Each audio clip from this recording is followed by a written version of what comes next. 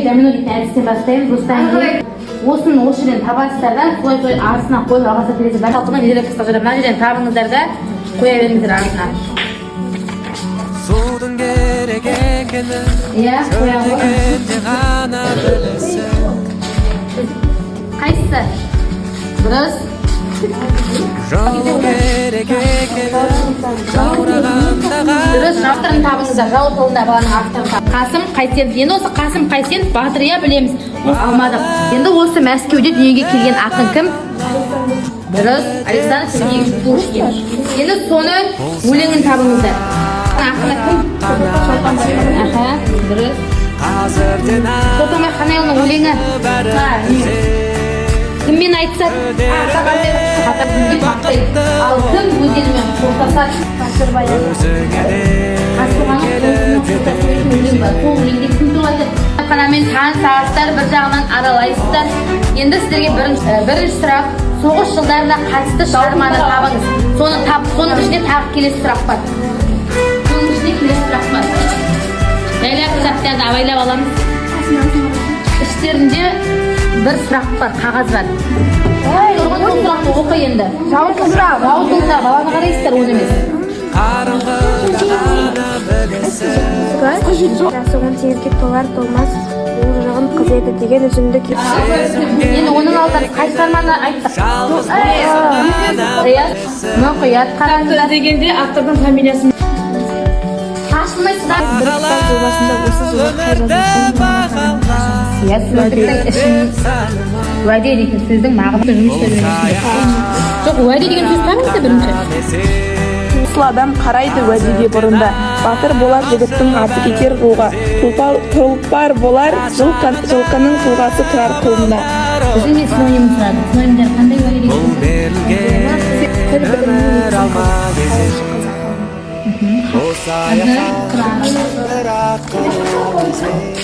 Мұқағалидың өзін білетін бір өлеңін жатқан айшы деп айтып берді. Кейде дүниеден түмесіңдер қасіретті бақытты болға өзіңе келіп жететін бірақ қана мезет қазірден алшы бәрін кітапханада автордың қандай кітабы бар екенін қай жерден біле аламыз? Мысалы, сен кітапхана атауы. Енді сұрақты іздейді, сол білсін деп істейміз. Енді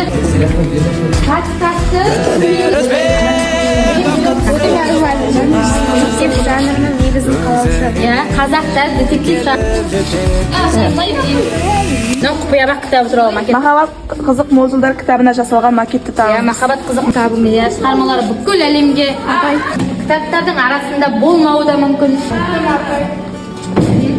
Судың керек екені шөл дегенде Жарайсыздар, бүгінгі күресте жоғары дәрежеде ойын көрсетіңіздер. Осымен күрес аяқталды. Қатырыңдар, қошып бақтарыңдар. Мен мына нәрселерді сіздерге көрсетем. Сіздер не екенін табасыздар. Қай шығарма екенін табасыздар. Мына доп, қолдан жасалған доп. Осыны естеріңізге қандай шығарманы түсіреді осы доп? Мамасы допқа кеткен баласына ашуланар. Ойнама, кетпе балдармен. Жоқ. Тағы көңіліңіздер мектеп программасында бар. Мамасы мен әкесі, әжесі мен атасынан бөлек шығып болыстан кеткен сәтпен. Қонақтар дұрыс. Ойбай. Енді мынау себет, гүл, құпия бақ дұрыс. Мына қол жақтан не байқадыңыздар? Несі жоқ? Қолы жоқ. Қай шығарма? Қолға байланысты. Оң қол дұрыс. Мынау ұлықпадың ба? Қай шығарма екен? Сезім керек екені жалғыз болсын ғана білесің. Шығат, жасыл. Бағала өмірді Бір қаланың атауы. мәңгі деп сау. Жоқ. Бұл қоңыр емес, жасыл. Ал бері қараңыздар қыздар.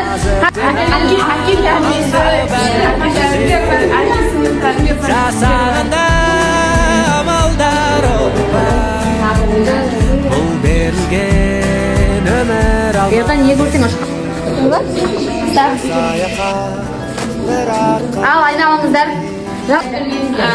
Қызлар соны кішкентай кезінен бағып өсірді. Оны көдер үзбе бақытты болуға керек емес, бұл андай не емес.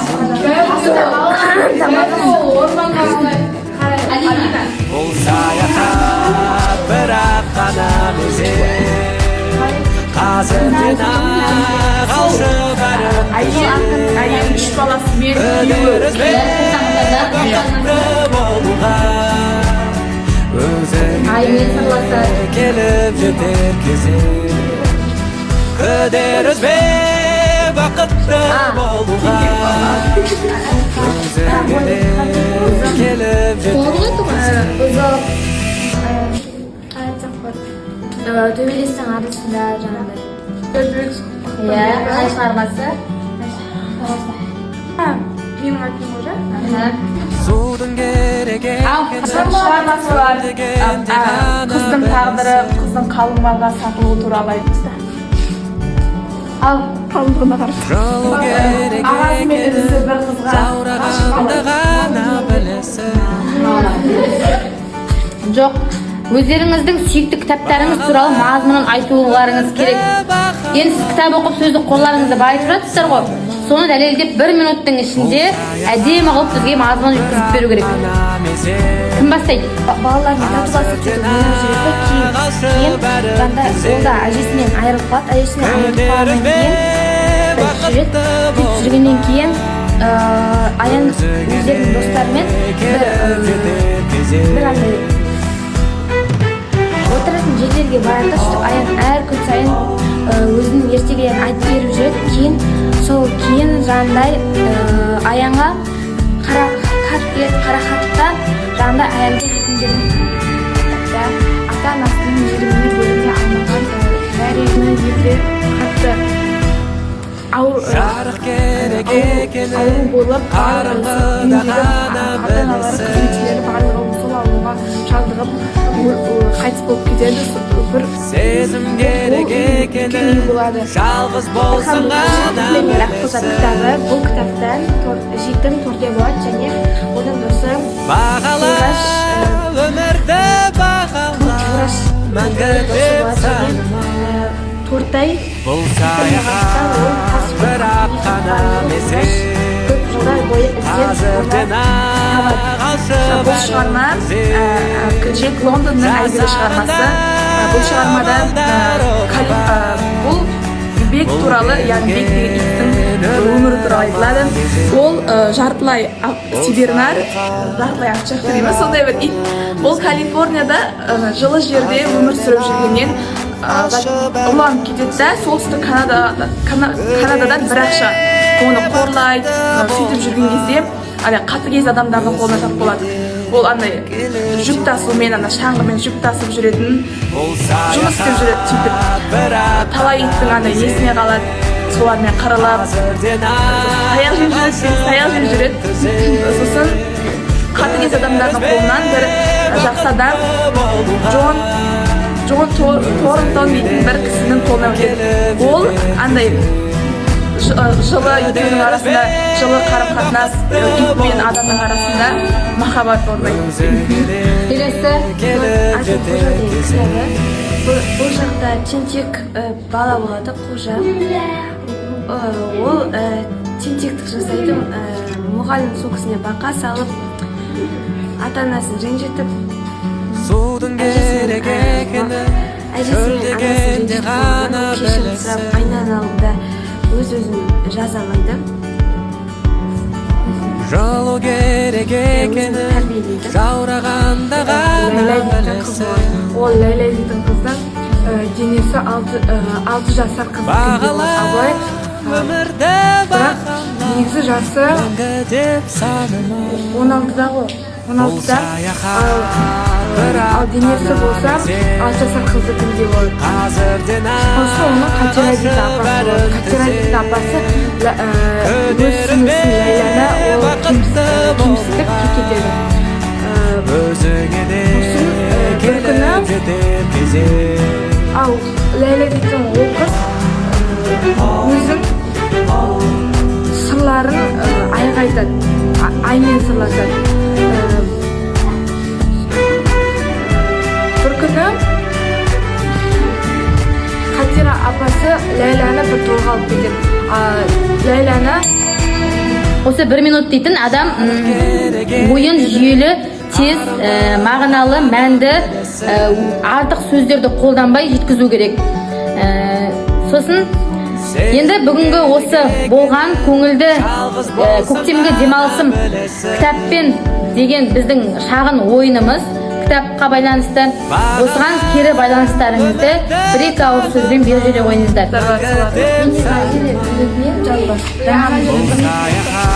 Ол идеяны кітапханада қолдануды дұрыс білмейді оқушыларды. кейбір заттарды ұмытып қалған кездері болды, бұл берілген өмір алма кезек бұл саяхат бірақ қана мезет қазірден менде бірақ жоқ ондай кітап, әлі жоқ. көдер үзбе бақытты бол Трекер оқыған кітаптарыңызды мына жерлерге жазасыздар, кітаптарға қапталдап бүйтіп. Ана шкафта кітаптар тұрған сияқты қаптана жазасыздар. Сосын өздеріңіз сырлайсыздар ма, әртүрлі ручкамен жазасыздар ма, өздеріңіз білесіздер. Жыл аяқталғанда неше кітап оқығандарыңызды білесіздер. Мен мынанша кітап оқыппын деп. Мына жерге бүгінгі күн жазып қойыңыздар үстіне. Болады иә, өзің білесің. Осындай трекер сыйлағым келіп тұр. Қанша кітап оқығандарыңды артта сұрайын бұйырса Аллаға. бақытты болуға өзіңе де келіп жетер Алдар бәрін.